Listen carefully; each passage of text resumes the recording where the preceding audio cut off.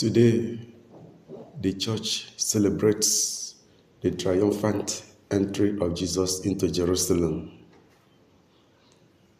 for him to suffer, to be betrayed, to die, and to resurrect. He knew what awaited him, yet he marched on, he moved on. He was never deterred. Of all the readings we had today, the one that interests me most is the gospel. And when you come to the gospel, the part of the gospel of today that interests me most is where Peter denied Christ. You know, it is really very, very hurting when you hope that someone will stand by you only for that person to turn you down.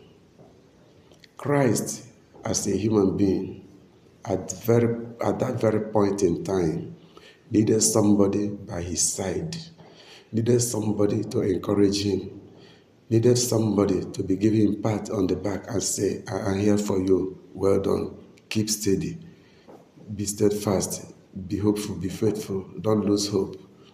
Only for Christ, only for Peter to turn around and deny him. It's very painful. And when we look at that denial, we as human beings, from time to time, we deny our friends. We deny our loved ones. We deny those who may depend on us at their very point of greatest need. So it is a call to all of us to be aware of this. And look at Peter. In spite of his greatness, when temptation came, he fell. And this is a call to all of us, to you and myself, to always be conscious of the fact that we are still human beings. We are weak.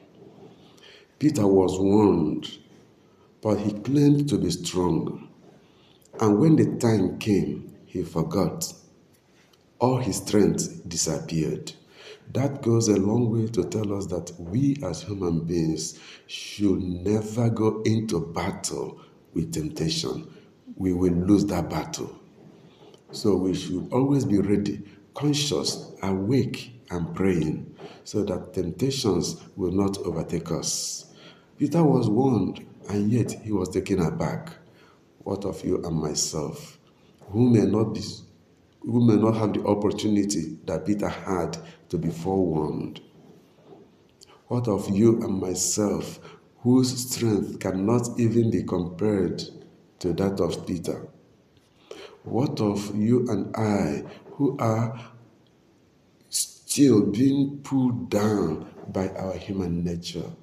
What of Peter, who was even with the Lord himself? He failed. How much more us? So that calls to mind our weakness, our nothingness, our powerlessness. So we should always be ready to stand by our friends. Let us always provide a shoulder on which our friends should lean at their points of need. Jesus Christ needed a shoulder to lean on. Peter denied him that opportunity.